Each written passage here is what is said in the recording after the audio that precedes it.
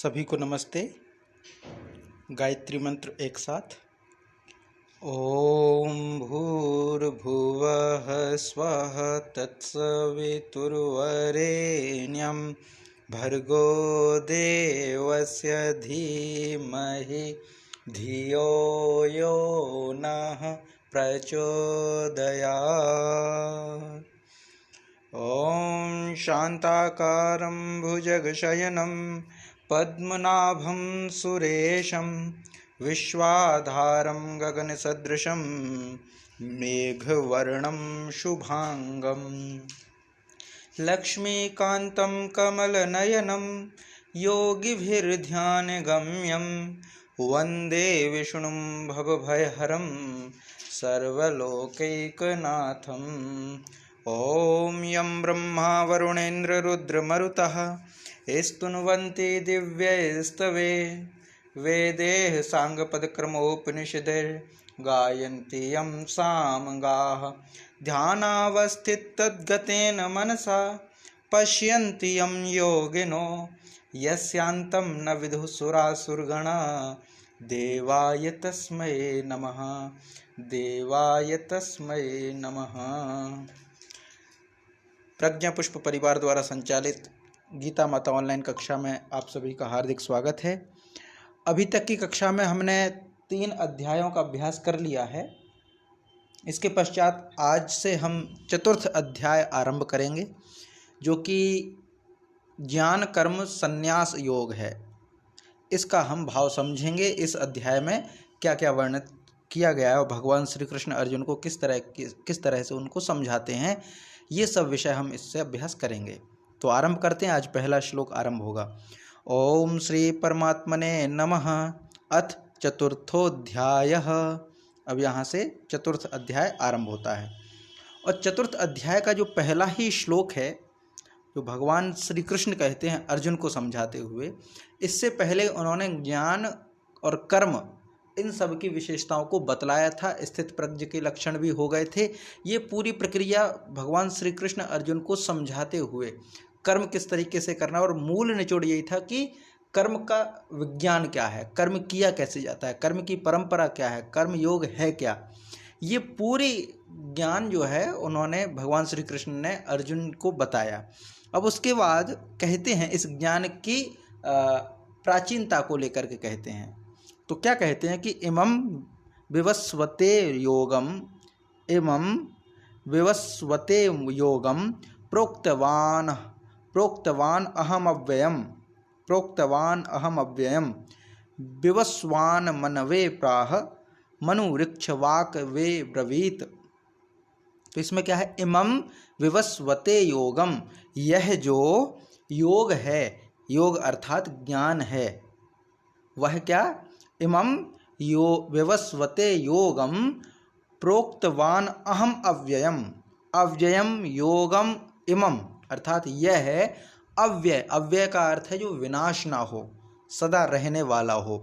तो ये जो ज्ञान है, जो भगवान श्री कृष्ण अर्जुन को कहते हुए कहते हैं कि ये जो मैंने ज्ञान तुम्हें बताया, ये अविनाशी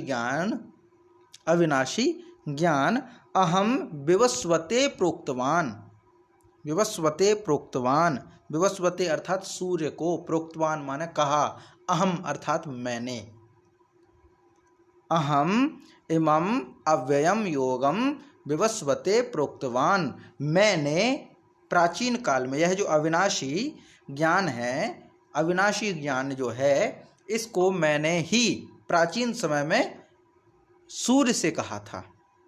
विवस्वते अर्थात सूर्य से, प्रोक्तवान अर्थात कहा। तो भगवान श्री कृष्ण अपनी प्राचीनता को बतलाते कि ये जो ज्ञान मैंने तुम्हें बताया है पिछले कुछ समय से, मतलब दूसरे अध्याय से बोले भगवान श्री कृष्ण, तो दूसरा अध्याय और तीसरा अध्याय जब उन्होंने कहा, अर्जुन को समझाया, तो वो यही कहते हैं कि ये जो ज्ञान योग है ये अविनाशी है। ज्ञान कैसा? अविनाशी है। अविनाशी अर्थात जिसका विनाश ना हो। शब्द प्रयोग किया गया अव्यय। अव्यय ये दिख रहा है ना, अहम अव्ययम, अहम अव्ययम। अव्ययम से अर्थ है जो कि व्यय ना हो, खर्च ना हो, नष्ट ना हो, उसको कहते अव्यय। तो ये जो ज्ञान है वो अव्यय है, अर्थात अविनाशी है। ज्ञान कभी नष्ट नहीं होता। ज्ञान कभी नष्ट नहीं होता, ये कहना चाहते हैं। तो ये जो अविनाशी ज्ञान है, इसको प्राचीन समय में मैंने ही सूर्य को कहा था, ये भाव है। फिर आगे क्या, विवस्वान मनवे प्राह, विवस्वान मनवे प्राह, विवस्वान अर्थात सूर्य ने, प्राह मन कहा, किसको, मनवे अर्थात मनु को, है ना। माने मैंने प्राचीन काल में ये जो ज्ञान है, अविनाशी ज्ञान है, इसको सूर्य से कहा, और फिर सूर्य ने यही ज्ञान मनु से कहा, मनवे प्राह, मनु से कहा। फिर आगे, मनु ऋक्षवाक वे, वाक वे अब्रवीत, मनु इक्ष्वाक, इक्ष्वाक से वो मनु और इक्ष्वाक वे, इक्ष्वाक वे, तो मनु विसर्ग है और फिर इक्ष्वाक वे, तो ये संधि हो गई यहाँ पर, तो हो गया मनु ऋक्षवाक वे, मनु ऋक्षवाक वे अब्रवीत। मनु ने यह ज्ञान इक्ष्वाकु के राजाओं से कहा, मनु के ही वंश है पूरा, मनुवंश माने अपने ही पुत्रों से कहा, ऐसा हम कह सकते हैं। तो इमं विवस्वते योगम प्रोक्तवाहन हम अव्ययम विवस्वान मनवे प्राह मनु ऋक्षवाक वे ब्रवीत। तो ये जो अविनाशी ज्ञान है, इसको सर्वप्रथम मैंने सूर्य से कहा, सूर्य ने यह ज्ञान जो है मनु को कहा, मनु ने यह ज्ञान अपने पुत्रों अर्थात इक्ष्वाकु के राजाओं को कहा। माने ये जो ज्ञान परंपरा है, जो गुरु शिष्य परंपरा है, ये बहुत प्राचीन है, बहुत प्राचीन है। सूर्य से मनु में और मनु से फिर इक्ष्वाकु वंश के राजाओं तक पहुंचा ये ज्ञान। ये जो योग है, ये जो ज्ञान है, ये अविनाशी है, नष्ट नहीं होता, इसीलिए तो ज्ञान वही है, सनातन है ज्ञान, तो अविनाशी है ज्ञान, तो रुकता है नहीं, वो तो चलता जा रहा है, एक पीढ़ी से दूसरी पीढ़ी, एक पीढ़ी से दूसरी पीढ़ी, ये चलता जा रहा है ज्ञान परंपरा। यही गुरु शिष्य परंपरा है हमारे यहाँ की। तो ये जो ज्ञान है, सबसे पहले भगवान कहते हैं कि मैंने ही सूर्य को कहा, सूर्य ने मनु को कहा, मनु ने इक्ष्वाकु राजाओं को कहा। तो 3 स्टेज यहाँ पे बनती, 4 स्टेज। पहले कहा भगवान ने सूर्य से, सूर्य ने मनु से, मनु ने इक्ष्वाकु वंश के राजाओं से। ये पूरा पहला श्लोक है। तो इसमें ये हो जाएगा, इसको हम पाठ करके फिर आगे बढ़ते हैं कि इमं विवस्वते योगम प्रोक्तवाहन हम अव्ययम, प्रोक्तवाहनम अव्ययम विवस्वान मनवे प्राह मनुरिक्ष्वाक वे ब्रवीत। इमं विवस्वते योगम प्रोक्तवाहनम अव्ययम विवस्वान मनवे प्राह मनुरिक्ष्वाक वे ब्रवीत, मनुरिक्ष्वाक वे ब्रवीत। तो मनु इक्ष्वाक वे अब्रवीत, इस प्रकार से ये हो जाएगा, इक्ष्वाक वे अब्रवीत। मनु ने इक्ष्वाकु के राजाओं को कहा, पहला। अब इसके बाद फिर आगे क्या है, एवं परंपरा प्राप्तम इमं राजऋषयो विदु। इमं परंपरा प्राप्ते एवं परंपरा प्राप्तम इमं राजऋषयो विदुः सकाले नेह महता योगो नष्टः परंतप। परंतपः, परंतपः माने तपस्वियों में श्रेष्ठ, परंतप ये कहा गया है अर्जुन को कि हे परंतप अर्जुन। इसके बाद में क्या, इस प्रकार, एवं अर्थात इस प्रकार, परंपरा प्राप्तम, परंपरा से प्राप्त हुआ ये जो ज्ञान है, उसको इमं राज ऋषियों, राज ऋषियों ने जाना, राज ऋषियों ने जाना, क्योंकि राजाओं को पता चला तो राजाओं से ऋषियों में पहुंचा। तो यह जो ज्ञान है, हे परम तप, हे परम तप अर्थात कृष्ण भगवान कहते हैं अर्जुन को कि हे परम तप, ये जो ज्ञान है, इस प्रकार परंपरा से, गुरु शिष्य परंपरा से, एक ने दूसरे को सुनाया, दूसरे ने तीसरे को सुनाया, तो इस परंपरा से यह जो ज्ञान है वो राज ऋषियों तक पहुंचा। राज ऋषियों ने इस ज्ञान को जाना और फिर क्या हुआ, इसके बाद स अर्थात वह ज्ञान, वह योग, सहयोगो अर्थात वह योग कैसा, कालेन महता, महता अर्थात बहुत, कालेन माने समय के कारण, नष्ट, नष्ट अर्थात नष्ट हो गया। कहाँ से, इह नष्टा, इस पृथ्वी लोक से यह ज्ञान लुप्त प्राय हो गया। तो ये जो परंपरा चली आ रही थी कि मैंने ये ज्ञान सूर्य को कहा, सूर्य ने मनु को कहा, मनु ने इक्ष्वाकु वंश के राजाओं को कहा, और इस परंपरा से इक्ष्वाकु वंशी या जो राज ऋषि जो होते थे, राजाओं के जो ऋषि होते थे, उन्होंने इस ज्ञान को तो जान लिया, लेकिन फिर बहुत समय पश्चात बहुत समय निकल जाने के बाद ये जो ज्ञान है वह पृथ्वी लोक में लुप्त प्राय हो गया। लुप्त प्राय माने विलुप्त हो गया। ये ज्ञान अब ज़्यादा विशेष बचा नहीं है। बहुत सारे विद्वान पहले हुए थे, लेकिन अब वो धीरे धीरे धीरे धीरे इस ज्ञान के प्रति आलस्य हो गया और वह ज्ञान जो है अब लुप्त प्राय हो गया, विलुप्त हो गया। ये ज्ञान अब बचा नहीं है, ये कहा। माने यह एवं परंपरा प्राप्त्यम इमं राजऋषयो विदुः सकाले नेह महता योगो नष्टः परंतप।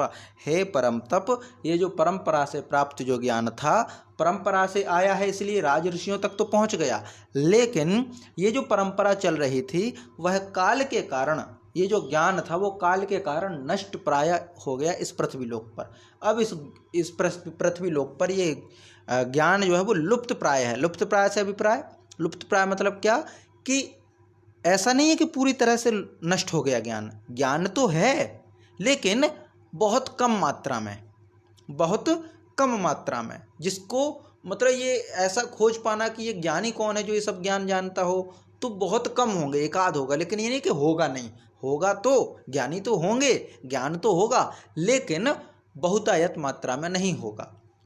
जो इस ज्ञान को जानते होंगे उनकी संख्या बहुत कम हो रही होगी। ये पूरा इसमें है। तो ये पूरे चली आ रही शुरू से। माने भगवान श्री कृष्ण इस ज्ञान की विशेषता बतला रहे हैं कि हे अर्जुन, तुम्हें जो ये ज्ञान बतला रहा हूँ ये फालतू की बातें नहीं है।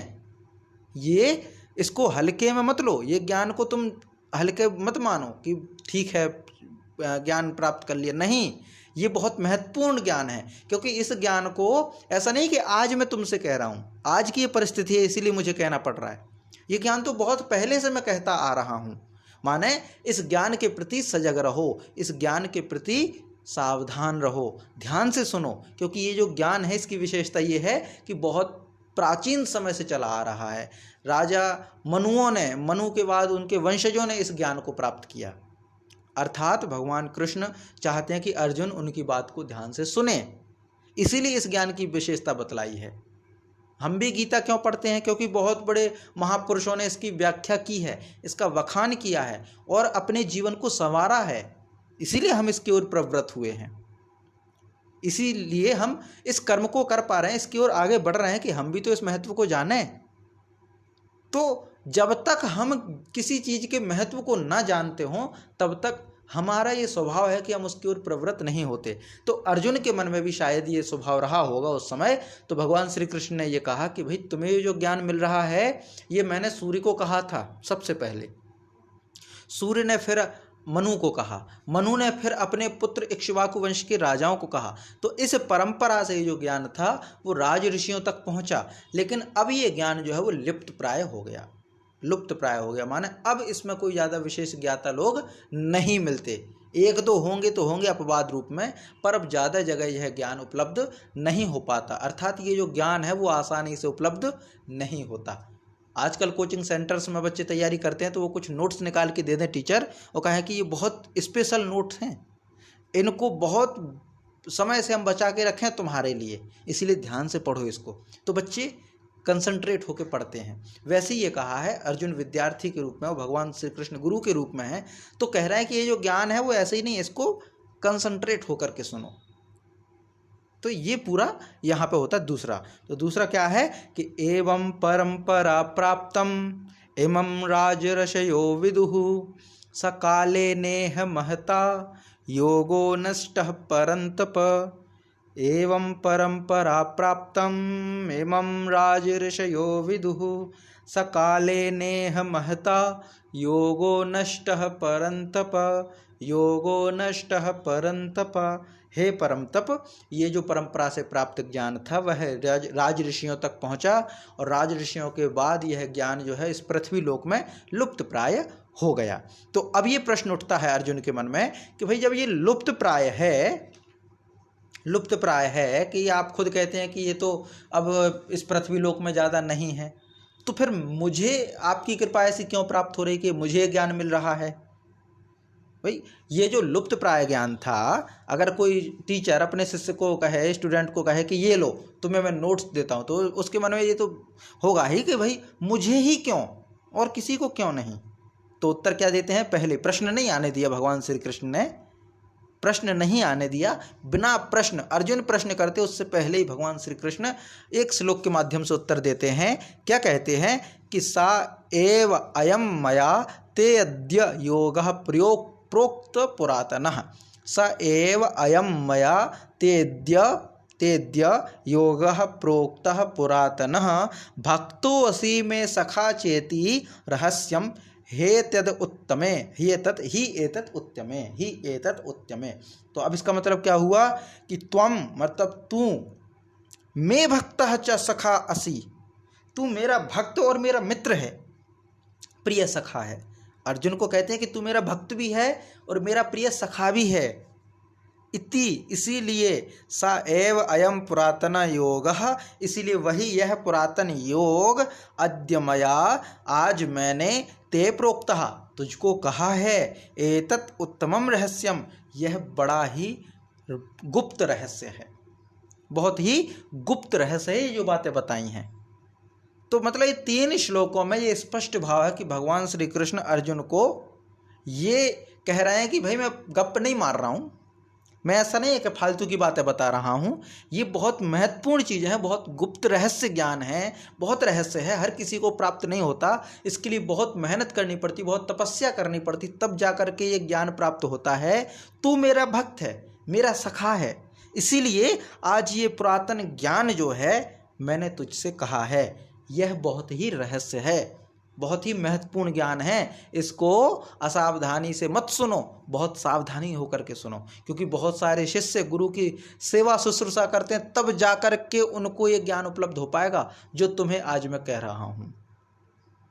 और टीचर अक्सर ऐसा कहते ही हैं कि भाई पढ़ लो, हम जो चीज़ें पढ़ा रहे हैं वो दुनिया में कहीं नहीं मिलेगा दूसरा पढ़ाने वाला, भले कोई दूसरे बहुत अच्छे से पढ़ा दें, लेकिन फिर भी अक्सर ये डायलॉग सुनते हैं, हमने भी सुना, और कई बार बच्चे आगे पीछे होते तो हम भी कह देते हैं कि हम जैसा समझाने वाला आपको दूसरा नहीं मिलेगा, और ये ज्ञान है, ये जीवन में काम में आएगा। आज हम जो बातें, माता पिता भी अक्सर कहते हैं अपने बच्चों को समझाते हुए, हम सब आपस में ऐसे कहते ही होंगे अपने बच्चों से, छोटे बच्चों से, कि भाई हम जैसा समझाने वाला नहीं मिलेगा, अभी हम समझा रहे इस बात को समझ लो, और जब नहीं समझोगे तो फिर पछताओगे, समय निकल जाएगा, और हमारे जैसा समझाने वाला दूसरा नहीं मिलेगा, तुम हमारे अपने हो इसलिए हम तुम्हें समझा रहे हैं। तो यही भाव इसमें है कि तू मेरा भक्त है और मेरा प्रिय मित्र भी है, मेरा भक्त है और मेरा प्रिय मित्र है, इसीलिए ये जो ज्ञान है वो मैंने तुझसे कहा है। अब तुझसे कह दिया तो इसका मतलब ये नहीं कि ये उजागर हो गया, बहुत रहस्य वाला ज्ञान है जिसको हर कोई प्राप्त नहीं कर सकता, ये बहुत ही गुप्त है, गुप्त रखने योग्य ज्ञान है, हर कोई नहीं जान सकता इसको।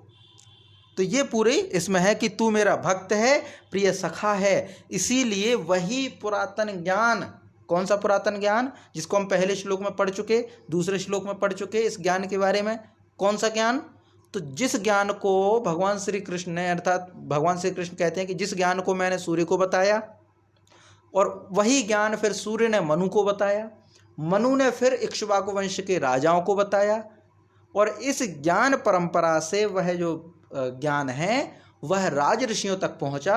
लेकिन अब जो है पृथ्वी लोक में ये ज्ञान जो है लुप्त प्राय हो गया। अब तू मेरा सखा है, मित्र है, मेरा भक्त है, इसीलिए ये जो ज्ञान है वह मैंने तुझसे कहा है, इसीलिए जो ज्ञान है वो मैंने तुझसे कहा है। और इस रहस्य वाले ज्ञान को ध्यान से सुन, इस रहस्य वाले ज्ञान को बहुत ही गुप्त रखने का विषय है। मतलब गुप्त रखने से अभिप्राय क्या है, गुप्त रखने से अभिप्राय यह है कि अयोग्य व्यक्ति तक ये ज्ञान ना पहुँचे, अयोग्य व्यक्ति तक।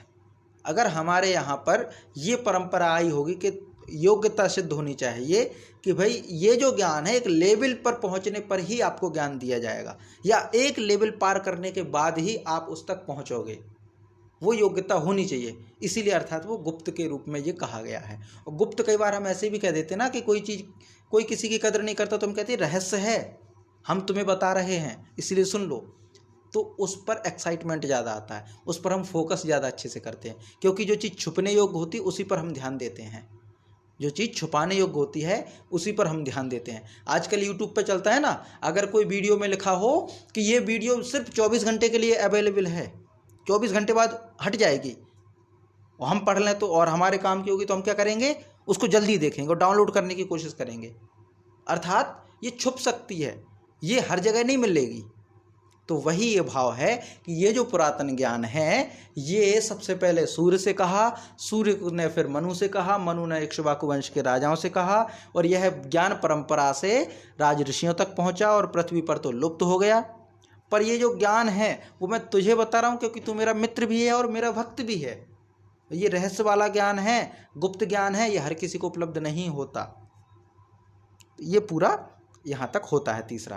तो इसको हम पाठ करते फिर आगे कि स एवायं मया तेद्य, स एवायं मया तेद्य योगः प्रोक्तः पुरातनः, भक्तोऽसि मे सखा चेति, भक्तोऽसि मे सखा चेति, रहस्यं ह्येतदुत्तमं, रहस्यं ह्येतदुत्तमं, ह्येतदुत्तमं, ह्येतदुत्तमं, ही एतत् उत्तमम, ऐसा हो जाएगा। तो रहस्यम ह्येतदुत्तमं, स एवायं मया तेद्य, स एवायं मया तेद्य, तेद्य है ना, आ यहाँ पर पूर्व रूप संधि के अनुसार लोप हो गया है, पूर्व रूप संधि के अनुसार, यानी कि ये अवग्रह के रूप में है, पूर्व रूप संधि है, इसलिए आ का उच्चारण यहाँ पर नहीं होगा। तो स एवायं मया तेद्य योगः प्रोक्तः पुरातनः, भक्तोऽसि मे सखा चेति, भक्तोऽसि मे सखा चेति, रहस्यं ह्येतदुत्तमं, रहस्यं ह्येतदुत्तमं।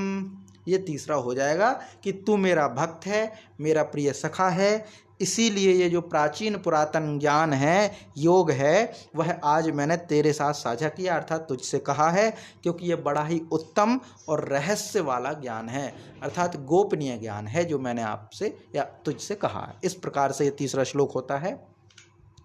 अब सहज रूप से अर्जुन के मन में ये प्रश्न जागता है, और जो सांसारिक व्यक्ति होते हैं उनके मन में तो ये प्रश्न जागेगा ही कि भाई अर्जुन और कृष्ण अवस्था की हिसाब से देखा जाए, उम्र के हिसाब से देखा जाए तो लगभग सखा, अब जब सखा कह रहे हैं कि तू मेरा सखा है इसीलिए मैंने ये ज्ञान बताया, तो सखा हैं और हमारा ही मित्र अगर हमसे कहे कि ये ज्ञान मैंने सूर्य को कहा था, तो ये ऐसा लगता है कि भाई तुम तो अभी के हो, सूर्य तो कब से कितना पुराना है, मैं कैसे मान लूँ कि तुमने ये जो है सूर्य से कहा था, मैं कैसे मान लूँ।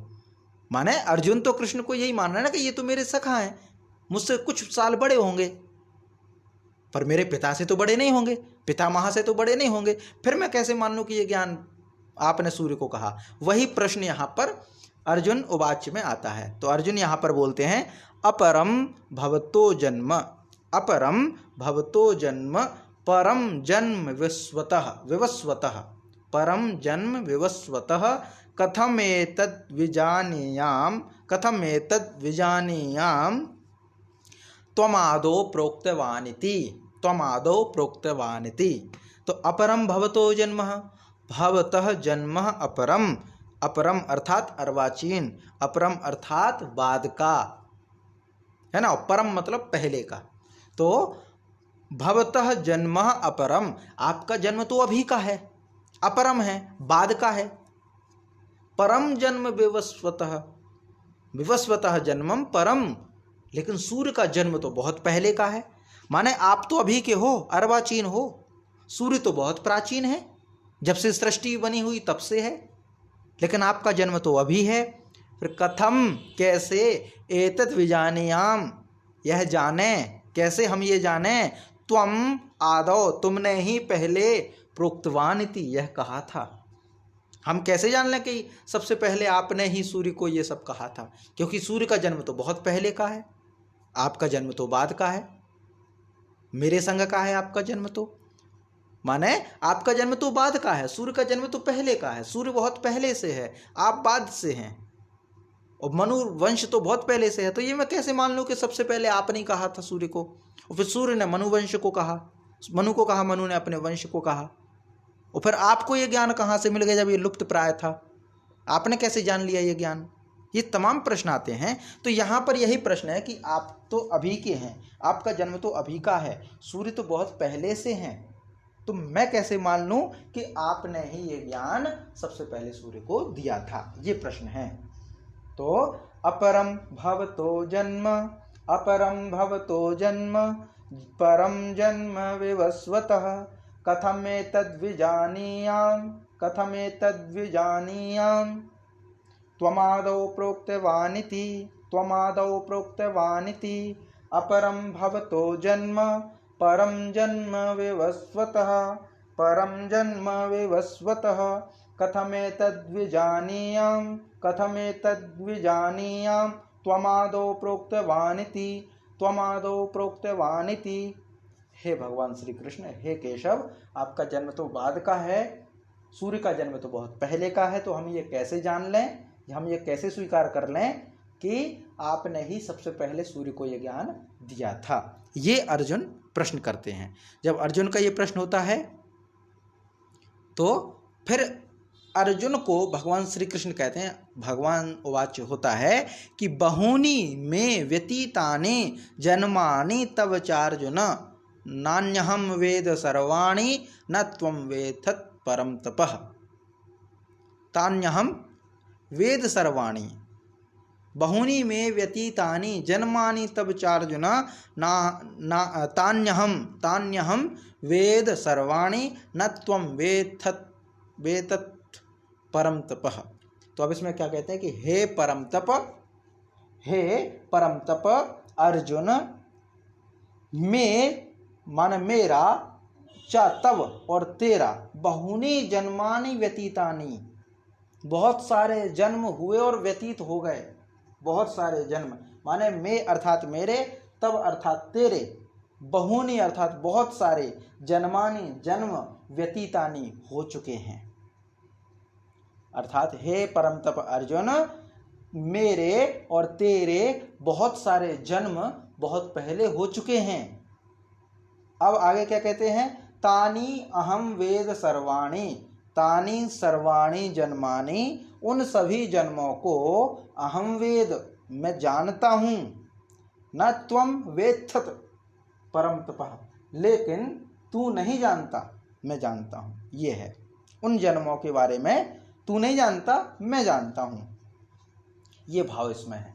माने अर्जुन जब कहते हैं कि हे केशव, आपका जन्म तो अभी का है, बाद का है, सूर्य का जन्म तो बहुत पहले का है, तो मैं ये कैसे स्वीकार कर लूँ, मैं ये कैसे जान जाऊँ, मैं कैसे स्वीकार कर लूँ, विश्वास करूँ इस बात पे कि आपने ही पूर्व काल में ये ज्ञान सूर्य को दिया था, और फिर सूर्य ने मनु को दिया था, और मनु ने फिर अपने वंश के राजाओं को दिया था, और राजाओं से फिर ये राज ऋषियों तक पहुँचा, मैं ये कैसे मान लूँ। तो भगवान कहते हैं कि बहुनी में व्यतीतानि जन्मानि तव चार्जुन तान्यहं वेद सर्वाणि न त्वं वेत्थत् परम तपः। हे परम तप अर्जुन, मेरे और तेरे बहुत सारे जन्म हो चुके हैं, उन सभी जन्मों के बारे में तू नहीं जानता, पर मैं जानता हूँ, ये यहाँ पर भाव है। तो बहुनी में व्यतीतानि, बहुनी में व्यतीतानि जन्मानि तव चार्जुन, जन्मानि तव चार्जुन तान्यहं वेद सर्वाणि, तान्यहं वेद सर्वाणि न त्वं वेत्थत् परम तप, न त्वं वेत्थत् परम तप। बहूनि मे व्यतीतानि तव जन्म, बहूनि मे व्यतीतानि जन्मानि तव चार्जुन तान्यहं वेद सर्वाणि न त्वं वेत्थत् परम तप, न त्वं वेत्थत् परम तप। ये इतना हो गया पांचवा कि हे अर्जुन, हे परम तप, तेरे और मेरे बहुत सारे जन्म हो चुके हैं, उन जन्मों के बारे में तू नहीं जानता, पर मैं जानता हूँ। ये भगवान श्री कृष्ण पहले बोलते हैं। फिर आगे कहते हैं, अगला श्लोक है, अजोपि सन्नवयात्मा, अजोपि सन्नवयात्मा भूतानाम ईश्वरोपि सन् प्रकृतिम स्वामधिष्ठाय संभवामि आत्ममायया, मायया। तो अजोपि सन्नवयात्मा, व्ययात्मा, अजोपि, अजोपि अर्थात अजह अपि सन् अव्ययात्मा, अव्ययात्मा, भूतानाम ईश्वरोपि सन्, भूतानाम ईश्वरः अपि सन् प्रकृतिम स्वाम अधिष्ठाय संभवामि आत्ममायया। आत्ममायया। अब ये भगवान श्री कृष्ण या भगवान जितने भी अवतार हुए भगवान विष्णु के या अवतार जब भी होते हैं तो उनके विषय में ये प्रसंग यहाँ से आरंभ होता है कि क्या कहते हैं कि अजोपि, अज, अज माने जा का मतलब होता है जन्म लेना, जिसका जन्म होता है वो ज, जैसे जलज, जल में जिसका जन्म हो वो जलज है ना। तो इस प्रकार से अज, अज माने जिसका जन्म ना हो उसको हम कहते हैं अज। ईश्वर का एक विशेषण था अज, तो अज है, अजह माने जिसका जन्म ना होता हो। तो अजह अपि सन माने होते हुए, अजन्मा होते हुए भी, अजह अपि सन, अजह माने बिना जन्म का, जिसका जन्म ना होता हो, भी सन होते माने बिना जन्म वाला होते हुए भी, माने जिसका जन्म ना होता हो। तो अजन्मा होते हुए भी अव्यय आत्मा, अव्यय आत्मा माने अव्यय आत्मा, आत्मा अव्यय, अव्यय माने अविनाशी, स्वरूप, स्वरूप माने होता है आत्मा, और स्वरूप कैसा है, आत्मा कैसी है, अव्यय। ये आत्मा के विषय में हम पढ़ चुके हैं। आत्मा के विषय में जो विशेषता है वही ईश्वर के विषय में विशेषता है। पिछले उसमें अध्याय में हम पीछे जाकर के देखें तो यही होता है कि ईश्वर के विशेषताएं जो हैं वो आत्मा की विशेषताएं लगभग बराबर हैं, कि आत्मा भी अजन्मी कही गई है और आत्मा भी अव्यय है। अव्यय माने जिसका नुकसान ना हो, जिसका क्षय ना हो, जिसको घटाया ना जा सके। तो अजह अपि सन, अजन्मा होते हुए भी, अव्यय आत्मा, आत्म अव्यय माने आत्मा मतलब स्वरूप, अव्यय माने अविनाशी। अव्यय से ध्यान रखिए, अविनाशी, अव्यय का अर्थ है अविनाशी, जिसका नाश ना होता। हम व्यय लिखते हैं ना, एक्सपेंडिचर माने हमारा खर्च होता है, व्यय होता है, लेकिन व्यय ना कर सकें जिसका, वो होता है अव्यय, वो है अव्यय। तो ईश्वर जो है वो कहते स्वयं के बारे में कि मैं अजन्मा हूँ फिर भी अव्यय आत्मा, और मैं कैसा हूँ, मेरा स्वरूप अविनाशी है, माने मैं अजन्मा और अविनाशी होते हुए भी, एक बात। और दूसरा, भूतानाम ईश्वरः, भूतानाम ईश्वरः, भूतानाम अर्थात षष्ठी का बहुवचन, भूतानाम अर्थात प्राणियों का, ईश्वरः अपि सन, ईश्वर होते हुए भी, माने मैं अजन्मा अविनाशी होते हुए भी तथा समस्त प्राणियों का ईश्वर होते हुए भी क्या होता है, स्वाम प्रकृतिम, अपनी प्रकृति को अधिष्ठाय, अधीन करके, अधीन करके, अपनी प्रकृति को अधीन करके, संभवामि आत्ममायया, अपनी योग माया से ही प्रकट होता हूँ। संभवामि, मुझे कोई करता नहीं है, माने ईश्वर का जो अवतार होता है इसमें यह नहीं कि ईश्वर को किसी ने जन्म दिया, नहीं, आत्म माया, स्वयं की माया से संभवामि, प्रकट होता हूँ, आत्म माया संभवामि। और प्रकृति किसकी, ईश्वर की, स्वाम, स्वाम माने मेरी अपनी, प्रकृतिम, प्रकृति को, अधिष्ठाय, अधिष्ठाय माने अपने अधीन करके, अपनी प्रकृति को अधीन करके अपनी योग माया से ही प्रकट होता हूँ, संभवामि। तो ये पूरा है कि भाई मैं, अर्जुन को कहते हैं कि मैं अजन्मा और अविनाशी होते हुए भी, मैं अजन्मा होते हुए भी, अविनाशी होते हुए भी, ईश्वर और समस्त प्राणियों का ईश्वर होते हुए भी अपनी प्रकृति को अधीन करके अपनी योग माया से प्रकट होता हूँ। ये पूरी भाव, ये पूरा भाव जो है वह अर्जुन को बतलाते हैं कि मेरा जो जन्म है वो किस प्रकार होता है। कि ऐसा नहीं कि मेरा जन्म ये पहला ही है, ऐसा नहीं कि मेरा जन्म ये पहला ही है, मेरे तो बहुत सारे जन्म हैं। अब अर्जुन ये भी तो पूछ सकते थे कि भाई मुझे याद नहीं, आपको याद कैसे है। तो ये बताते हैं कि भाई तेरा तो जन्म हुआ है, तुझे तो जन्म देने वाले हैं, पर मैंने तो प्रकट हुआ हूँ मैं स्वयं की इच्छा से।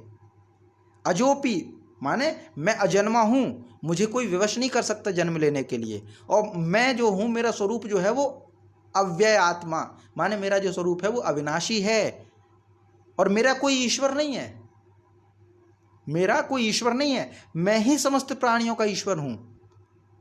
और प्रकृति जो है वो मेरी है, स्वाम प्रकृतिम अधिष्ठाय, मैं अपनी प्रकृति को अधीन करके संभवाम्य आत्म माया, स्वयं की योग माया से ही प्रकट होता हूँ, स्वयं की योग माया से ही प्रकट होता हूँ। तो ये पूरा भाव इसमें है कि मेरा जो जन्म है वो ये जो मनुष्य दिखाई देते हैं उनके जैसा नहीं है। मेरा जो जन्म है वो दिखाई देने वाले मनुष्यों के जैसा नहीं है। मैं अजन्मा हूँ, मैं अविनाशी हूँ, मैं सभी समस्त प्राणियों का ईश्वर हूँ। मैंने अपनी प्रकृति को अधीन करके इस योग माया से ही मैं प्रकट हुआ हूँ। ये है पूरा। अब आगे प्रश्न आएगा कि भाई प्रकट हुए क्यों, क्यों हुए प्रकट, क्या जरूरत थी? तो इसका फिर अगले उसमें होगा। तो ये जो है इसको हम पाठ करते, फिर आगे जो है मतलब कुछ चीज़ें हैं बिना प्रश्न के ही, और बोलने वाले को लगता ही है ना कि सामने वाले के मन में ये प्रश्न आने वाला है, ये प्रश्न आने वाला है। और सबसे अच्छा वक्ता वही होता है जो सामने वाले के प्रश्नों का बिना प्रश्न उठे ही उत्तर दे दे।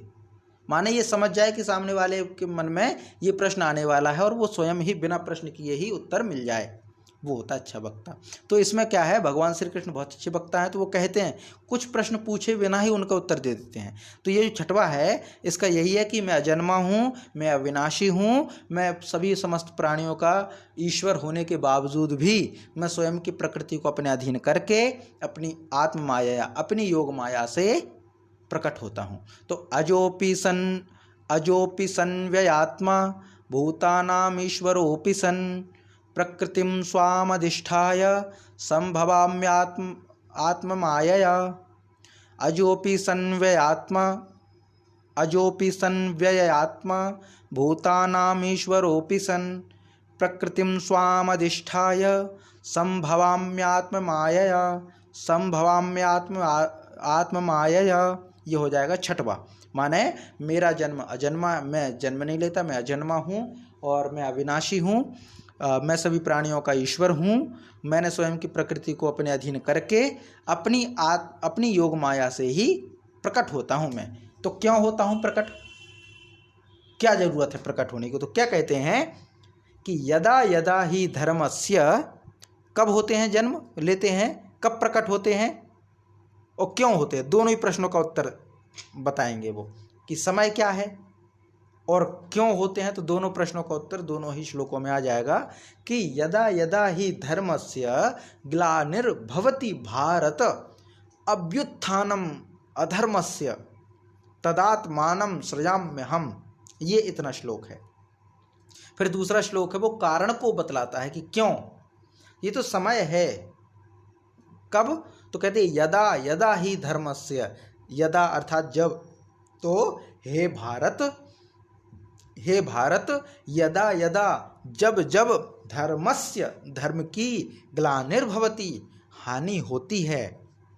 हे भारत, हे अर्जुन, अगर अर्जुन पूछते हैं कि आप कब जन्म लेते हैं तो बतलाते हैं कि यदा यदा ही धर्मस्य ग्लानिर्भवति, जब जब धर्म की हानि होती है। हे अर्जुन, जब जब धर्म की हानि होती है। और अभ्युत्थानम अधर्मस्य, अभ्युत्थानम का मतलब होता है वृद्धि होना, उत्थान होना, वृद्धि होना। किसकी? अधर्मस्य, अधर्म की वृद्धि होती है। धर्मस्य ग्लानिर्भवति, धर्म की हानि होती है। तदा यानी तब, आत्मानम स्वयं को, सृजामि सृजन करता हूँ, साकार करता हूँ, अहम मैं, अर्थात मुझे कोई प्रकट नहीं करता, मुझे कोई सृजित नहीं करता, मुझे प्रकृति सृजित नहीं करती, मैं अपनी ही प्रकृति को अधीन करके प्रकट होता हूँ। इसीलिए वो कभी भी किसी भी पिलर में से निकल आते हैं नरसिंह रूप लेकर के, क्योंकि वो स्वयं की योग माया से प्रकट होते हैं। उन पे प्रकृति के नियम लगते ही नहीं हैं, वो तो अपनी प्रकृति को अधीन करके आते हैं। लेकिन कभी वो इतने विनम्र हो जाते हैं भगवान श्री राम जैसे कि प्रकृति के लिए स्वयं को सौंप देते हैं और उनके वशीभूत होकर के वो जंगल जंगल भटकते भी रहते हैं और पूछते भी हैं, हे खगमृग हे मधुकर श्रेणी, का देखी सीता मृग नयनी। तो ये तो उनका ही बड़प्पन है कि जो अपने आप को प्रकृति के लिए समर्पित कर देते हैं, पर प्रकृति के अधीन नहीं है वो, अब प्रकृति को उन्होंने अधीन किया है। तो ये जो समय बताया उन्होंने जन्म लेने का कि यदा यदा ही धर्मस्य, जब जब धर्म की ग्लानिर्भवति, ग्लानि का अर्थ है हानि, धर्मस्य ग्लानि, धर्म की हानि भवति होती है, अभ्युत्थानम अधर्मस्य, अर्थात अधर्मस्य अभ्युत्थानम, अधर्म की वृद्धि हो, धर्म की हानि हो, माने धर्म तो घट रहा हो, धर्म तो नीचे जा रहा हो और अधर्म जो है बढ़ रहा हो। ये समय है भगवान के प्रकट होने का, है ना, ये समय है भगवान के प्रकट होने का। वो एक किसी कवि ने कहा है कि स्याह रात नाम नहीं लेती है ढलने का, स्याह रात नाम नहीं लेती है ढलने का, यही तो वक्त है सूरज तेरे निकलने का। तो यही है कि जब धर्म की हानि हो, धर्म का विनाश हो रहा हो, अधर्म बढ़ रहा हो, तब मैं स्वयं को ही सृजित करता हूँ, मैं स्वयं को ही प्रकट करता हूँ। ये है कब, तो ये बता दिया कि धर्म की हानि हो रही हो, अधर्म की वृद्धि हो रही हो, तभी मैं स्वयं को प्रकट करता हूँ। ये है, तो इसको हम पढ़ेंगे, फिर आगे के श्लोक की ओर बढ़ेंगे कि यदा यदा ही धर्मस्य ग्लानिर्भवति भारत, अभ्युत्थानम अधर्मस्य तदात्मानं सृजाम्यहम्,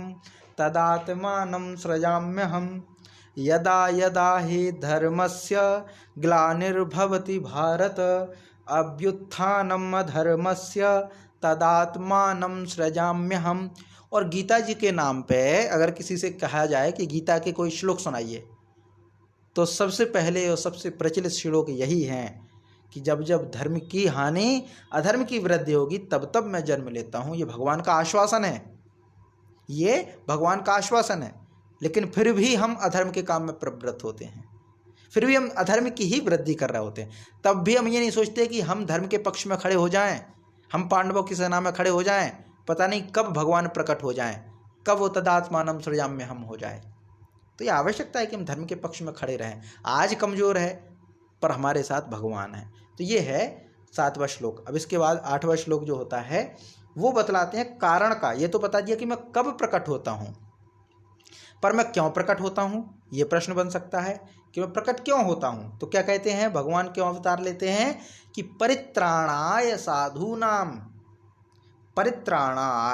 साधूनां विनाशाय च दुष्कृतान् धर्म संस्थापनार्थाय संभवामि युगे युगे। तो क्या है, परित्राणाय साधूनाम अर्थात धर्म के पथ पर चलने वाला वही साधु है, अधर्म के पथ पर चलने वाला साधु हो ही नहीं सकता। तो परित्राणाय साधूनाम, साधुओं की त्राण माने होता है रक्षा करना, उद्धार करना। कहते हैं ना, तार दीजिए हमें इस भव सागर से। तो परित्राणाय साधूनाम माने साधु पुरुषों की। साधु का मतलब वो नहीं है कि बाबा बैरागी, जो आजकल हम अर्थ समझ लेते साधु का। साधु अर्थात है उत्तम, साधु का अर्थ है उत्तम। और संस्कृत भाषा में हम प्रयोग करते हैं, जैसे हम कहते हैं वेरी गुड, वेल डन, तो हम कहते हैं साधु साधु साधु अर्थात उत्तम उत्तम अति उत्तम। कवि सम्मेलन सुनते हैं ना, तो कवि सम्मेलन जब चलते तो हम कहते हैं वाह वाह क्या बात है, बहुत सुंदर, अति सुंदर, शाबाश, ऐसा कहते हैं, प्रशंसा करते हैं, किसी का उत्साहवर्धन करते हैं। तो संस्कृत में भी जब कोई बोलता है तो उसका उत्साहवर्धन करने के लिए हम साधु साधु बोलते हैं। साधु साधु साधु माने बहुत उत्तम बहुत उत्तम बहुत उत्तम। तो साधु नाम अर्थात साधु पुरुषाणाम, अर्थात साधु पुरुषों की, परित्राणाय उद्धार करने के लिए, माने साधु पुरुषों के उद्धार करने के लिए, और विनाशाय च, और विनाश करने के लिए। किसका विनाश, तो दुष्कृताम, दुष्कृत्य करने वालों के विनाश करने के लिए। दो काम होते हैं, एक तो होता है असुर मार थापहि सुरन, आगे की वो भूल रहे हैं, असुर मार थापहि सुरन माने असुरों को तो मारने के लिए, और स्थापहि सुरन माने देवताओं की स्थापना करने के लिए, देवताओं की रक्षा करने के लिए, देवताओं की वृद्धि करने के लिए, और असुरों की अर्थात राक्षसों के विनाश करने के लिए। ये हो गए। माने पहले तो क्या करना, जो साधु लोग पीड़ित हैं, कमज़ोर हैं, शक्ति से हीन हैं, तो उन साधु पुरुषों की वृद्धि करने के लिए, उन साधु पुरुषों की रक्षा करने के लिए, उन साधु पुरुषों के उद्धार करने के लिए, और विनाशाय च दुष्कृताम, और जो गलत कर रहे हैं उनको विनाश करना है, उनकी विनाश करने के लिए। और आगे क्या कहते हैं, धर्म संस्थापनार्थाय, चतुर्थी विभक्ति चल रही है, धर्म संस्थापनार्थाय, धर्म की स्थापना करने के लिए, माने धर्म की अच्छी तरीके से स्थापना, स्थापना के पहले भी सन लगा है, माने संस्थापना, संस्थापना, सं माने सम्यक रूपेण स्थापना, स्थ माने स्थित करना, तो धर्म संस्थापना अर्थात धर्म की भली भांति स्थापना करने के लिए, अर्थाय धर्म संस्थापनार्थाय, धर्म की भली भांति स्थापना करने के लिए युगे युगे संभवामि, हर एक युग में प्रकट होता हूँ, युगे युगे अर्थात युग युग में प्रकट होता हूँ, संभवामि मैं स्वयं को प्रकट करता हूँ या मैं प्रकट होता हूँ। ये भगवान का अवतार लेने का कारण है कि परित्राणाय साधूनाम विनाशाय च दुष्कृताम धर्म संस्थापनार्थाय संभवामि युगे युगे। तो इसमें दोनों काम है, असुरों को मारना भी और देवताओं को बढ़ाना, अधर्म की विनाश करना और धर्म की स्थापना भी करना। दोनों काम ईश्वर के होते हैं, दोनों काम ईश्वर के होते हैं। और गुरु का भी कहते हैं ना, गुरु कुम्हार शिष्य कुंभ है, गुरु कुम्हार शिष्य कुंभ है, गड़गड़ गड़गड़ काढ़े खोट और अंदर हाथ सहार दे बाहर मारे चोट। माने दोषों को सुधारने के लिए चोट भी मारना है और टूट ना जाओ इसके लिए नीचे से हाथ भी लगाना है। ये दोनों हाथ ईश्वर के हैं। अगर हम गलत करेंगे तो दंड भी देना और अच्छा करेंगे तो हमें प्रोत्साहित भी करना, ये दोनों काम है। माने जब समाज में अच्छे बीज बोना पड़ते हैं तो हमें पहले खेत की सफाई भी करनी पड़ती है, जो खरपतवार उग गया है उसको काटना भी पड़ता है और नए बीजों को रोपना भी पड़ता है। ऐसा नहीं कि हमने काट दिया तो फिर रोपा क्यों, जब काटना ही था तो लगा क्यों रहे, जब लगाना ही था तो काटा क्यों, ऐसा नहीं है। पहले जो गलत है उसको मिटाओ और फिर सही का निर्माण भी करो। दोनों ही काम ईश्वर के हैं, एक काम करने के लिए नहीं आते। अधर्म का विनाश भी करना है और धर्म की स्थापना भी करने हैं, दोनों ही उद्देश्य भगवान के हैं। तो कब जन्म लेते हैं और क्यों जन्म लेते हैं, ये दोनों ही स्पष्ट हो गए। कब जन्म लेते हैं और क्यों जन्म लेते हैं। तो कब जन्म लेते हैं तो ये तो कह ही दिया कि यदा यदा ही धर्मस्य ग्लानिर्भवति भारत अभ्युत्थानम अधर्मस्य तदात्मानं सृजाम्यहम्। क्यों, क्योंकि परित्राणाय साधूनाम विनाशाय च दुष्कृताम धर्म संस्थापनार्थाय संभवामि युगे युगे। साधु जनों की रक्षा करने के लिए और जो दुष्कृत्य करने वाले हैं उनके विनाश करने के लिए, धर्म की स्थापना कर सकूं, इसके लिए मैं हर एक युग में, युगे युगे हर एक युग में स्वयं को प्रकट करता हूं। तो ये पूरा यहाँ पर भगवान श्री कृष्ण का, या श्री कृष्ण ही क्यों, जो देव पुरुष हैं, ऐसा तो है नहीं कि भगवान श्री कृष्ण ही, उससे पहले राम अवतार भी था, नरसिंह अवतार भी था, वामन अवतार भी चलती है, वराह अवतार भी चलती, तो बहुत लंबी परंपरा अवतारों की श्रृंखला है। तो ईश्वर तो जन्म लेते हैं, और ईश्वर अगर जन्म नहीं भी लेते हैं, कभी ऐसा होता है तो माने एक विशेष परिस्थिति में जन्म लेते हैं, पर जब नहीं भी ले पाते हैं तो अपने ही किसी दूत को भी भेजते हैं और वो देव पुरुष महापुरुष के रूप में समाज में आते हैं और ईश्वर का काम करते हैं। तो जो भी ईश्वर का काम करते, माने असुरों को मारना और सुरों की अर्थात देवताओं की रक्षा करना, अधर्म को तो विनाश करना, अधर्म की व्यवस्था को तोड़ना और धर्म की व्यवस्था की स्थापना भी करना, अधूरा काम नहीं करना। माने भगवान श्री राम आते हैं तो ना सिर्फ लंका में रावण को पराजित करते हैं, ना सिर्फ वहाँ की लंका की व्यवस्थाओं को बदलते हैं, बल्कि सही व्यवस्थाओं को जन्म भी देते हैं। माने दोनों काम है, रावण को गद्दी से उतार करके वध भी करना, विभीषण का राज तिलक भी करना।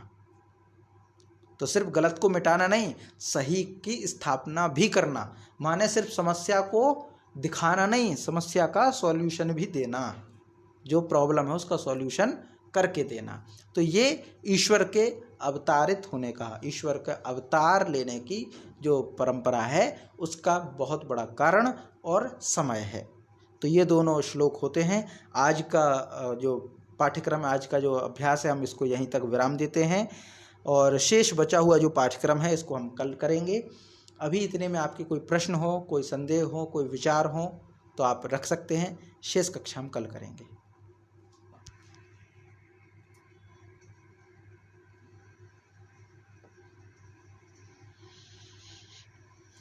जी ठीक है, फिर शांति पाठ करते हैं। ओम द्यो शांतिरंतरिक्षगं शांति पृथ्वी शांतिरापः शांतिरोषधयः